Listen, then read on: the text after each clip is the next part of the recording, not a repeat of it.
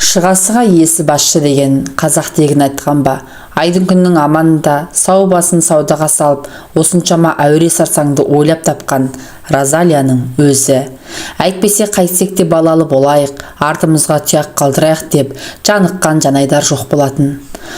Ұрқым үзілмесін, ошақтағы отым сөнбесін деп тілейтін баяғы заман өтті емес пе? Жанайдар жаңа заманның адамы. Шүкір, адамзаттың болашағы бұған қарап тұрған жоқ. Қазір жер шарында 6 миллиардтан астам адам бар. Әр сөкен сайын дүниеге 4-5 нәресте келеді. Әне, сізге ұрпақ керек болса, адамзат солардың аштыққа, өлім жітімге ұшыратпай аман-есен қатарға қосып алса да аз олжа емес.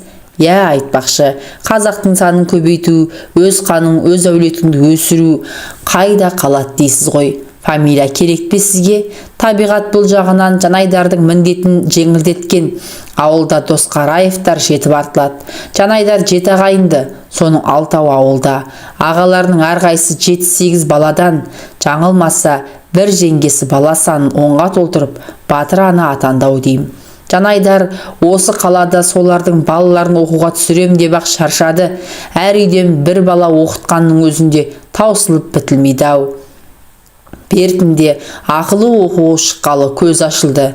Әйтеуір бұрынғыдай біреуге барып жалынбайсың, ақшасын төлейсің де қалаған оқуыңа түсе саласың.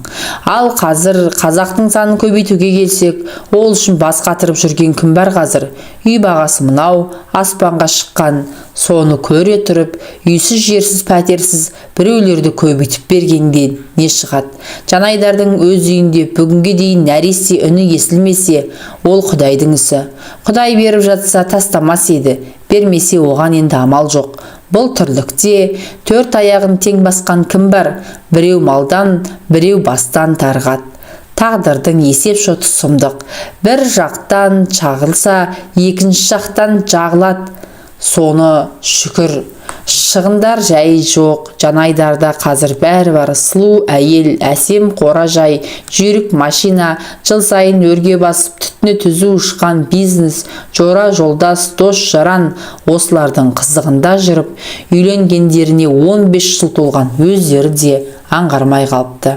Қазақта қатын алма, қайын ал деген сөз бар. Бұл жағынан тағдырға өкпесі жоқ. Жанайдар қайын жұртқа жарыған жігіт. Анасы марқұм баяғыда немерелерін уатқанда сал білек, байдың қызын ал білек деп бесік жырын айтушы еді. Сол тілегі кенжесі Жанайдарға дәл келді. Алматыдағы халық шаруашылығы институтын бітірер-бітірместен білдей министрдің қызына үйленді. Мәртебелі ұлықтың мәпелеп өсірген жалғыз қызы. Өзінен 2 жас үлкен, онысына да қараған жоқ. Шет тілдер институтын бітірерде әлде бір жігітке қосыла жаздаған ба, оны да тектеп жатпады. Бүгінгі жастар ондаймен есептеспейді ғой. Жанайдар да тым ғұрапи болып көрінгісі келмеді. Сұңғақ бой, сұлу ажар, келісті келбет көзге түспей қалған жоқ. Розалия оны бір көргеннен ғашық болған көрінеді. Көзі ашық, естияр қыздар біледі ғой кімнің кім екенін. Соңғы сәнмен малынып киінген Розалияның да ақсазандай тоғысқан кезі еді. Әлгі жұрт айта беретін қаз омырау қыпша белдің өзі. Жанайдарда кетәрі болған жоқ, бірден құлап түсті. Алдыңғы той жабдығымен қалаға бір келгенде Розалияны әкесі Досқараға көрсеткені бар. Қалқозда 40 жыл бойы қой баққан әкесі ойына келгенін ірікпей айта салатын әпенді шатыстау кісет. Болашақ келініне көңіл толған болар. Балам, қатын жағын қатырған екенсің деп бір оңашада мұның құлағын сібәләпті. Арада ай өтпей бұлардың үйлену тойы болды. Онда колхоздың қаспағы әлгі тарамаған кезі. Озат Чопан Досқара баласының тойына бүкіл өрденін тақып келді. Тақ бір өмір бойы министрмен құда болып жүргендей той түрінде шіреніп отырды-ау. Марқұм өмірі жасымайтын ер көңілді кісі еді. Сол тауы шағылмаған, қыры сынбаған күйі дүниеден өтті. Жанайдар мен Розалияның махаббаты бала дәурені тым ұзаққа созылды. Әсіресе Жанайдардың қуанышында шек жоқ. Бардам жерден қыз алған неге жаман болсын? Бұл басқалар сияқты тойдан кейін қалай өмір сүрем деп уайымдаған емес. Той үстінде-ақ жас отаудың бар қажеті, бұлардың мәселесі шешіліп қойған. Розалияның ағалары, қайын жұрты кеңес дәуірінде билік қызығын әбден көрген, жаңа заманда сол билікті байлықпен ұштастырған үйлі көкжалдар екен. Қаржыгер экономист деген мамандығы бар жігерлі жас күйеу солардың тобына қосылып та кетті. Өмірдің қызығына белшеден батып, табыс табу соңында мықтап түскен Жанайдар тұрмыста әлде бір мұқтажым, кем-кетігім бар-ау деп ойламапты ғой. Қол қалт етсе қасына Розалияны ертіп алып, шетел курорттарына бой жазып, сейіл серуенмен жүре беріпті. Өздерінде әлі бала жоқ екенін сезгендегі соңғы 2-3 жылдың айналасы. Оны да еске салған Розалияның өзі отандасқандарына 10 шақты жыл өтсе де әлі күнге дейін бала таппағанын әлдімен сол байқады. Үйлерінде бәрі бар, тек бала жоқ. Жаратылысынан айтқанын орындап үйренген адуын әйел, ол жоқтың орнын толтыру керек деген байламға келген. Алдымен әркім кім кінәлі екенін анықтау керек. Жанайдарға сездірмей әйелдің өз дәрігерлік тексеруден 1 емес 3 рет өтті. Бірақ қайда барса қорытындысы біреу. Бәрі де Розалияны бала көтермейді деп тауыпты. Студент кезінде бір түсік тастатқаны бар еді, соның зардабы. Демек, балалы болудың басқа тәсіліне көшпесе амал жоқ. Розалия енді соны зерттей бастады. Бұл заманда оның неше алуан жолы бар көрінеді. Кең тараған түрі жетімдер үйінен бала сырап алу. Алайда мұның күмәнді жағы көбірек, тастаны жетімдер арасында қайбір оңған бала шығар дейсің. Дені сау, ақыл-есі бүтін, тәуірінде кезіксе жақсы. Ал қанына арақ пен есірткі араласқан нақұрыс біреуіне жолықса не болмақ? Бала емес пәле тілеп алу ой мұның арты. Соңғы жылдары кең етек ала қоймаса да тұрмысқа ене бастаған тағы бір тәсіл жалдамалы анаға таптырып алу. Мұның тиімді жері жалдайтын ананы өзің таңдайсың. Балам жақсы болсын десең, неғұрлым дені сау, көрікті әйел іздейсің әрине. Дәрігер сол өзің келіскен әйелге күйеуінің ұрығын қондырып береді. Тек әйелдің ақысын дұрыстап төлесең болғаны. 9 ай 9 күнде балаңды қолыңа салады. Ал әрі қарай баланы емшектен шығарып бер десең, оның ақысы бөлек. Қазір осыны кәсіп етіп жүрген әйелдер бар деседі. Жұмыссыз, кәсіпсіз қалған қыз келіншектерге бұл да талғажау. Бір баланың ақысы біраз жылға азық. Қазір қалталы бай әйелдер бала көтеруге ерініп, әрі сымбатын бұзғысы келмей, қызметтің осы түрін пайдаланып жүрсе керек. Кейін дау шығады деуге негіз жоқ. Нотариус бекіткен шартқа екі жақ қол қоятын көрінеді. Розалия ары ойлап, бер ойлап көріп, осы соңғы тәсілге тоқтаған. Демократияның бір жақсысы, ақшаң болса бәрін істеуге болады екен. Жалдамалы күйеу, жалдамалы әйел, жалдамалы ана. Бәрін жалдауға болады, тек осыған Жанайдарды көндіру керек. Сонан кейінгі басты мәселе дені сау, қаны таза, өзі жас, көрікті әйел табу. Таныс біліс туыстарынан табылса оңды болар еді. Бірақ олардың соңынан еритін піш-піш өсегі жаман. Одан гөрі бейтаныс қаймана қазақтың өзі дұрыс. Розалияның жер туысқан жолымыр жеңгелері бар. Солардан ақылдасып жөн сұраған дұрыс. Сол жеңгелердің ақылымен Жанайдарға бәрін бірден лақ еткізбей шым-шымдап жеткізді. Күйеуіне қолқа салар алдында нағыз назын өткізіп көңілдендіріп алатын әдеті. Әлде қыздан бетер қылығы бар, пұшпағы қанамаған, ту байталдай жас әйел жалындап өртене сүйген кезінде одан төтеп берер еркек кіндік жоқ шығарау. Осылайша күйеуін отқа қақтаған темірдей балқытып алып, бала туралы әңгімеге содан кейін көшіп еді. Алайда Жанайдардың да қырсығы бір басына жететінді. Мына жаңа ортаға келгелі оның санасында қайын жұрттың шылауына кетіп жүрмейін деген бір қарауыл тұратынды. Сол қарауыл дабыл қаққан болар. Намысқой жігіт әйелінің сөзіне бірден ыршып түсті. Әсіресе жетімханадан бала асырап алу дегенде үзілді кесілді қарсы шықты. Мен саған көшеден бала тауып кел деп қашан айттым? Жалпы маған бала керек деп жалындым ба?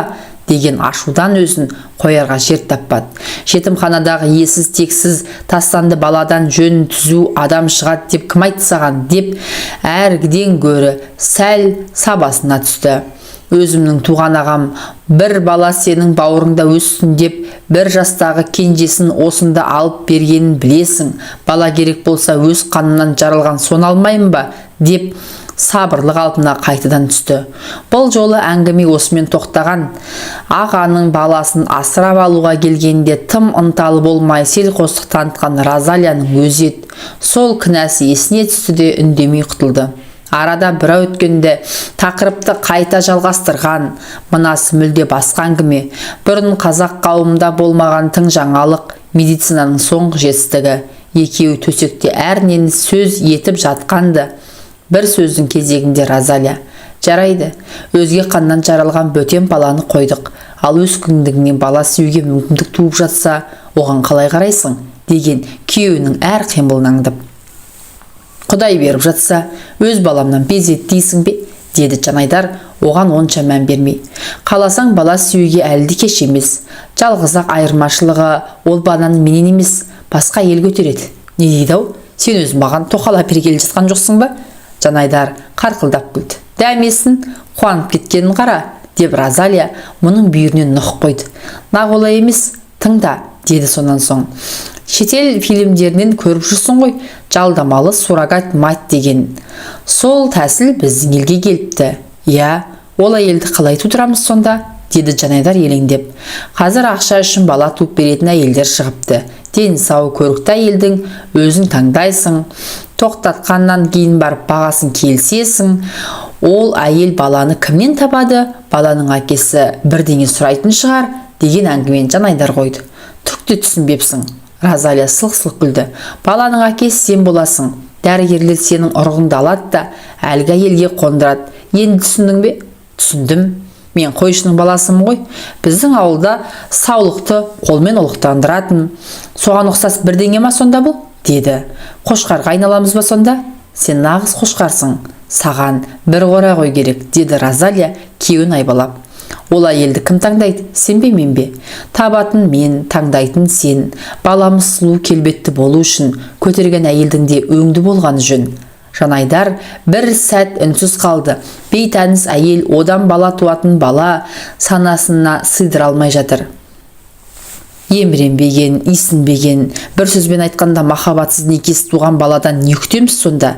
Бір безбүйрек жауыз біреу туып, сорымызды қайнатып жүрмей ме? деді әлден уақытта. Олай болмайды. Бала қашанда текке тартады. Әке қаны 50%. Қайран бабаларым-ай, деді Жанайдар толғанып.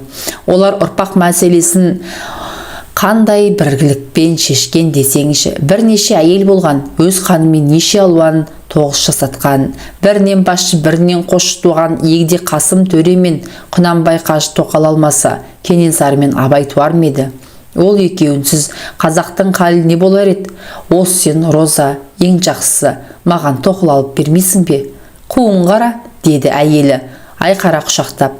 Жас келіншекке ауып кетпексің ғой. Мен сені баяғыда басыбытын ұтып алғамын. Енді ешкіммен бөліспеймін. Жарайды, ойнасақ та біраз жерге шаптық білем. Ертең жұмыс, ұйықтайық, деді Жанайдар сол жақ қырына ауып түсіп. Арада айға жуақ өткен, қарбалас жұмысқа шетелмен сапар қабаттасып, бала туралы әңгіме бірте-бірте аяқ асты ұмтыла бастап еді. Әншейінде бұл үйде бала деген сөз табу, яғни тыйым салынған тақырыпқа жатады. Әйелімнің көңіліне келмесін дей ме? Жанайдар жұрт көзінше балаға еміреніп, шіркін-ай деп жатпайды. Бірақ бала тақырыбын Жанайдар ұмытқанмен, Розалия бұл істің астарын жүргізіп жатыр еді. Енді есіл дерті кеткенін, осы бір іңгәлаған бала даусын есту үшін қолынан келгеннің бәрін жасады. Сол үшін ақшаны да басқанда аяп қалар түрі жоқ. Бұлар бір талайдан үйлерінде қызметші әйел ұстайтынды. Үй жинайды, дүкеннен азық-түлік әкеліп, кешкі тамақтарын істеп қояды. Бұрын ол міндетті егделеу орыс әйел атқарушы еді. Ол Ресейдегі ұлына кетіп қалды да, бұлар біраз уақыт қызметшісіз қалған. Жанайдардың ойында ештеңе жоқ. Бір күні кешке таман өз кілтімен есік ашып ішке кірсе, бір жап-жас әйел үйде жүр. Қыз ба, келіншек пе, жіп тағу қиын. Әйтеуір кімде болса үріп ауызға салғандай мөп-мөлдір. Өзі бет моншағы төгілген ибалы жан екен. Жанайдармен ерін жыбырлатып ізетпен амандасты да ас үйге тез шегініп кетті. Көз ұзамай жұмыстан Розалия келіп қалған. Ол өзі туризм департаментінде әжептәуір бастық. Шетелге шығатын 9 тарау жолдардың кілті осылардың қолында. Өзі бүгін көңілді екен. Ішкі үйден киім ауыстырып қайта шықты да Жанайдарды жаңағы әйелмен таныстырды. Танысып қой, аты Балайым. Құда қаласа бүгіннен бастап осы үйде қызмет істейді. Бізбен бірге тұрады. Сол үшін бір бөлмені босатып қойдым. Ал мына кісі Жанайдарды нұсқап, осы үйдің отағасы. Қысқасы, сіз бен біз осы кісінің құзырындамыз. Сөйтіп ойда жоқта бұлардың өміріне Балайым деген тағы бір әйел қосылды. Жанайдар басында бұл жаңалыққа бәлендей мән бере қоймаған. Үй қызметіне кімді алу әйелдің шаруасы. Мұның байқағаны Балайым бас таза сияқты. Жүріс-тұрысы ширақ, еңбекқор жан екен. Өз жұмысына ұқыпты, істеген істері тап-тұйнақтай. Аз уақытта қос қабатты әсем сарайдың бар шаруасын дөңгелетіп алып кетті. Өзінде еркектің көзін арбайтын жасырын сұлулық, әлде бір тартымдылық та жоқ емес. Тек неден екен әлде қандай жасып қалғандық байқалады. Уақыт өте ұғынғаны Балайым есік көрген келіншек. Күйеуі осыдан жыл бұрын жол апатынан қайтыс болыпты. Одан 1 жасар ұл қалған екен. Оны ата-енесі баламыздан қалған тұяқ деп ауылға алып кетіпті. Бұған енді қарайлататын да қарайтатын да түрлері жоқ. Балайым осының алдында Розалияның бір ағасының үйінде 1 жылдай қызметші болған. Розалия келіншекті көріпті де ат түйедей қалап сұрап алыпты. Сірә сол үйдегі жеңгесі екеуінің арадан ойластырған бір құпия жоспары болса керек. Көп ұзамай осы құпияның шет жағасы біліне бастады. Розалия жеңгесі екеуі үпілдеп жүріп Балайымды жалдамалы ана болуға көндірген сияқты. Жоқшылық кісіге не істетпейді. Балайым басында өйтіп күнәлі болған жайым жоқ деп илікпеген екен. Егер аман-есен босансаң, қаладан 2 бөлмелі үй сатып әпереміз дегенді естігенде буынды босай бастапты. Оған дейін осы үйде Розалияның көз алдында ерекше күтімде болады. Өсек аяңға жол жоқ, құпия сақталады. Жанайдардың жанына тигені осының бәрі мұның қатысуымен сырттай кесіліп-пішіліп қойылған. Бұл бейне керек кезінде ұрығын алатын жануар секілді. Айғыр ма, қошқар ма, соған ұқсас бірдеңе. Розалия осының бәрін майда тілмен бипаздап жеткізгенде Жанайдардың ашуы қысқан соншалық ызадан тіл ауыз байланып қалды. Тұла бойы тұтас бомбаға айналған, аузын ашсақ жарылып кететін секілді. Енді қайтып әйелін көрместей, бұл үйдің есігін қайта ашпастай қатты сөздер айтып тастауы мүмкін еді. Ашу дұшпан ақылдос. Бірдемені бүлдірмей тұрғанда аулағырақ кеткенді жөн көрген. Сол оймен ләм-лем деп тіс жармаған күйі есіктен шығып жүре берді. Үй іргесінен басталып тау жаққа бет алатын суыртпақ жол болушы еді. Сол соқпаққа түсті де аяңдай берді. Талай жүрген жолы демалыс күндері 3 сағатта осы маршрутты бір айналып өтетін әдеті. Сол баяғы таныс жартас, таныс қарағайлар. Көз алдына әйелі Розалия кетпет. Ақ борықтай сұлу мүсін, тұнжыр көз, бар тізгінді соның қолына алған. Қалай ұстатып қойған өзі де білмейді. Алғаш қосылған сәттен солай болған аусыра. Баланы жастан қатынды бастан деген қазақ тегін айтқан ба? Айналып келгенде кіріптарлықтың кесір ғой бәрі. Әу баста бұл күшік күйеу атанып, осылардың қолына кірді ғой. Сол құдалықтан бұл әлі құтылған да жоқ, құлдық болды. Розалия мұны өзіне жалдамалы күйеу қылды. Енді міне жалдаманы әйелден бала туғызып алған. Енді соған әкетпек. Бәрі де соның қалауы бойынша. Көз алдына ескі суреттер қылаңдады. Ауылда қой ұрықтандыратын орталық болушы еді. Қошқардан алынған ұрықты шыны шишаларда, тоңазғышта сақтайтын. Ұрықтандыру кезінде қой отарлы кезекке тұрып қалады. Мұның әкесі шындағы мұздатылған ұрыққа сенбей, өзінің кілең егіз тудыратын айғыр енді қошқарларынан қолма-қол ұрық алдырып, саулықтарына соны қойдырушы еді. Шопандардың күйлеген қойлары іркілуі де қызық. Күйлеген сайын сол ұрықты салатын. Айызған қошқардың бауырынан бір өтпей кетпейді-ау, кейінгі уақытта қой етінен дәм қашқалы осыдан деседі білетіндер. Енді міне сол малға жасалатын зорлық адамға да келген бе? Адам болғанда да алыстағы біреу емес, Жанайдардың өзіне. Көз алдында өзінің емханада қалай жатқаны, ұрықты қалай беретіні елестейді. Ұрықты бұлар мұздатып қояды ма екен, әлде қолма-қол сала ма? Екінші бір төсекте мықын үзіліп, бөксесі бөгелеңдеп балайым жататын секілді. Осы тұсқа келгенде Жанайдардың төбе шашы тік тұрып, тұла бойы шымырлап кетті. Жетер деді. Кімге айтқаным белгісіз, өмірден ұрпақсыз өтсем де, өзімді ондай қордауға бере қоймаспын. Жанайдар сол күні кешке әйеліне дауыс көтермей, ұрыс-керіссіз өркениетті түрде былай деді. Розалия, шыныңды айтшы, сен осы үйде іңгәлаған бала дауыс шыққанын шынымен не қалайсың ба? Қаламасам, сол үшін суррогат қатын іздеп осыншама әуреге түсем бе?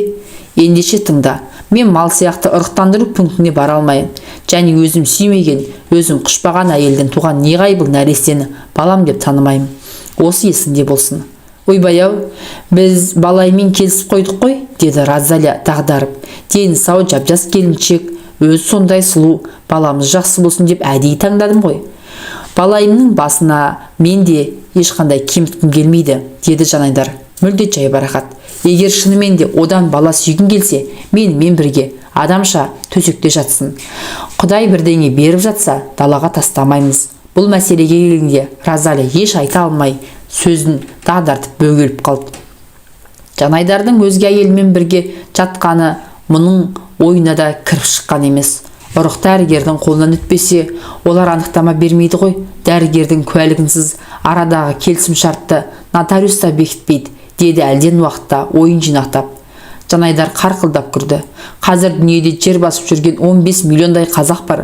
Солардың бәрі дәрігерден куәлігімен нотариустың таңбасын басып, бақылауымен туып па? Бала керек болса, оны малша емес адамша төсекте жатып неге тумаймыз? Сенің арам ойың тоқал алу ғой, деп Розалия еңіреп жылап жіберді. Білемін, сен балайымға көзің түсіп жүр. Жас әйелдің қойнында құмардан шығып жатпақсың ғой. Енді ол жағын әйелдер өздерің шешіңдер. Мен айтарымды айттым, деп Жанайдар орнынан тұрып кетті. Арада үріс үзіліс. Біразға дейін бұл тақырыпта әңгіме болған жоқ. Араларында ештеңе болмағандай, Розалия да бұрынша жайраңдап жүріп жатыр. Қанша дегенмен шет жұрттармен араласып жүрген адам ғой, дипломатиясы жетеді. Бірдеңені үсті-үстіне қазбалап ұрыс-керісті ушықтырып жіберетін анайы әйел емес. Өз ойын қашан, қалай айтуды жақсы біледі. Оған қарағанда балайымда бір өзгеріс бар. Соңғы уақытта әлденеге көңілді жүрді. Жанайдар бірнеше рет оның ас үйде ыңылдап өлең айтып жүргенін байқады. Розалия мен арадағы келісімге өз басы дән риза сияқты. Небәрі 25-тегі жас әйелге тәйір бала табу деген сөз болып па? Сол аралықта үйлі-күйлі болып өз алдына дербес тірлік етуге асығатын тәрізді. Олай-бұлай ұшырасып қалғанда Жанайдарға әлде бір жылылық пен жан тарта қарайтынды шығарды. Жылы жайлы мекенде алаңсыз тұрмыш кешкенге құрғыр қараға аунаған түлкідей ажарланып, күн өткен сайын әдемленіп барады өзі. Соңғы кезде Розалия ханымда бір өзгеріс бар. Күйеуінің айтқанына қайтпасын білген соң, төсекте тоғысу дегенге ол амалсыз көнген сияқты. Тәйірі бір түнде бір аптада тұрған не бар? Оған еркектің түгі де кетпейді. Тек дүниеге бала келсін деп тілеңіз. Осы бай баламға өзі де келісіп қоймай, оған балайымды да көндірген осы шамасы. Ол тіпті ешқандай қарсылық білдірмеген көрінеді. Ұрық салу дегеннен сырттай шошып жүрген байқұс мынаны естігенде қуанып кетсе керек. Арада келісім шарт бұрынғы қалпында қала бермек. Балайым баласын тауып береді де ақысын алып жолға түседі. Енді Жанайдарға шегінетін жер қалмаған, төсек мәселесін қозғаған өзі. Мұндайға Розалия өлсе де келіспес деп ойлаған, қырсыққанда әйелінің бұған да көніп отырғанын көрмейсің бе? Сонда Розалияның бұл қылығын қалай қылуға болады? Ерегес пе? Қысас па? Әлде қайтер екен деп Жанайдарды сынағаны ма? Не болмаса күйеуін бақытты етудің жолында өз басын құрған қышалғаны ма? Қалай дегенмен Розалияның ойлаған іске асырмай қоймайтын қайсарлығы, басында жетеді. Розалия қызмет бабымен бұрында шетелге жиі шығып тұратын. Осы жолы ыңғайы солай болды ма, әлде әдейі ретін келтірді ме? Мамыр айында туризм жөніндегі әлде бір симпозиумға қатысу үшін Францияға жол жүріп кетті. Қайтар жолда Германияға ат басын бұрмақ жарым айлық ұзақ сапар. Сөйтіп Жанайдарды Балайымның қасына қалдырды да, өзі Европа қайдасың деп тартып тұрды. Онымен де қоймай, әуежайда күйеуімен қоштасып тұрып, мұндай орай туа бермейді, уақытты босқа өткізбей, ұрпақ қамына кірсіңдер деп тапсырып кетті. Розалия осындай тапсырманы Балайымға да берген бұлар. Бұлар оңаша қалысымен келіншек бір тықырды сезгендей бір түрлі бұйлығып, тұйықталып қалды. Жанайдардың қасына көп жақындамай, қашан бас салар екендей үркектеп тұрады. Қолы қалт етсе, өз бөлмесіне кіріп, бекініп алуды шығарды. Өзінше ол да әлде бір жауапкершілікті сезініп қобалжи екен, немесе жай ғана әйелдің еркелік назыма. Қайсысы болса да, Жанайдар осы бір ойынды тым ұзаққа созғысы келмеді. Бір күні іңірде ас үйден шығып келе жатқан Балайымның білегінен шап беріп ұстай алды. Сол беті келіншектің жатын бөлмесіне жетелеп алып кеткен. Қарсылық жоқ, аздап қымсыну бар. Киім-кешек жүргенде тым талдырмаш, аршаңдау көрінуші еді, шешінгенде байқады. Денесі толық, балғын да жұмыр екен. Аздап қымсыну, балсыну жайына қалды. Өліп-өшіп аймалағанда сүліктей сорып әкетіп барады. Сірә көптен еркек көрмей зар күйіне келіп жүрсе керек. Жанайдардың екі иығын шиедей қылып шайнап тастады. Розалия да төсекте тым қылықты еді. Мынау тіпті сұмдық, еміренген аңғыранған неше алуан дыбыстар. Нағыз құмар сәт келгенде құлын даусы шығып өкіре айғайлап жіберді. Өзінің құшағы да жанап тұрған өрт екен. Жанайдардың құр сүлдері қалды. Ылғи осындайсың ба? Жаңа не айғайладың? Деді қасында қатар жайғасқан соң. Айғайладың ба? Туй атай. Балайым мұның қолтығына тығылды. Өзіңіз ғой, адамның жанын шығарған. Жанайдар қазір өзінде Балайымға да разы еді. Неде болса бір бала кетті, ұл мекен, қыз бекен, деді ол шалқасынан шалқыған көңілмен. Сізге қайсысы керек? Ұл тусаң жақсы болар еді, әркімге бір жалынып жүргенше. Жалынбайсыз, деді Балайым, мұны қайтадан аймалап. Розалия апа екеулеріңізге қанша бала керек болса, соншасын туып берем. Жанайдар мен Балайым оңаша үйде осылайша 10 күндей дәурен сүрді. Сол аралықта жолаушының да қайтатын кезі болып қалған екен. Розалия ауажайда қарсы алған күйеуінің бетіне бір қарап жіберді. Өзің сатқа құрғандай жүдеп кетіпсің ғой, деп күле тіл қатты. Білесің ғой, сен жоқ жерде менің бабымда келмейді. Жанайдар уәж айтқандай болды.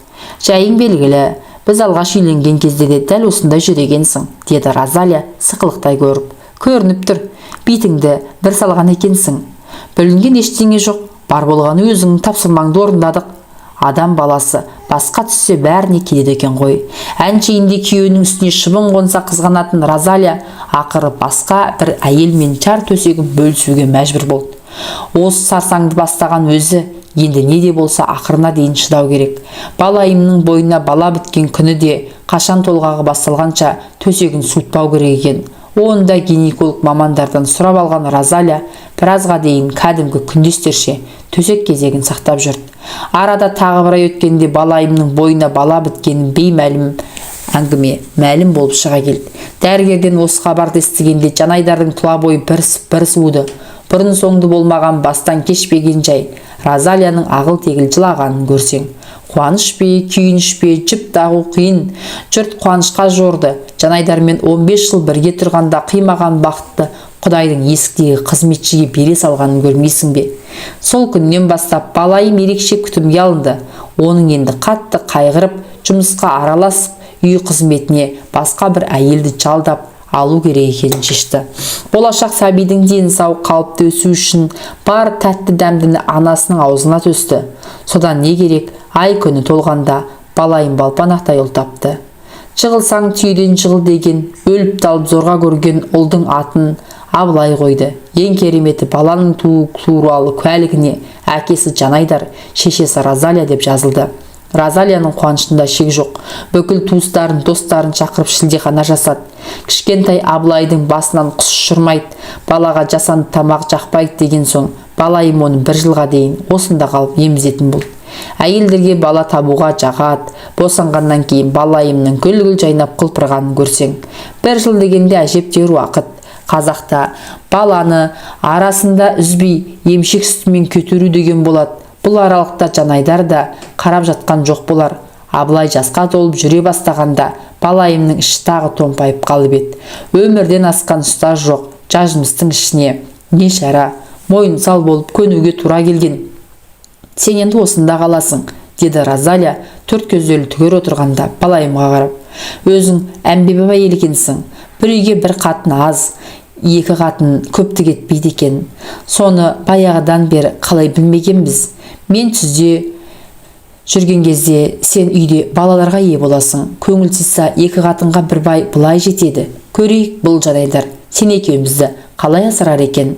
Содан бері арада 2-3 жылдай уақыт өткен. Балайым аман есен босанып, бұл жолы Айсар атты қыз тапты. Қыз бала қашанда ширақ, қазір аяғын апал-тапал басып жүр. Тек Жанайдардың ғана міндеті еселеніп ауырлай түскен. Оның есесіне еңсесі биік, көңілі көтеріңкі. Бір басы әлденеше адамға айналып, тамырын терең жіберген бәйтеректей бұтақтанып барады. Кеше төсекте жатқанда байқады, балайымның аяғы тағы ауырлай бастаған ба, қалай?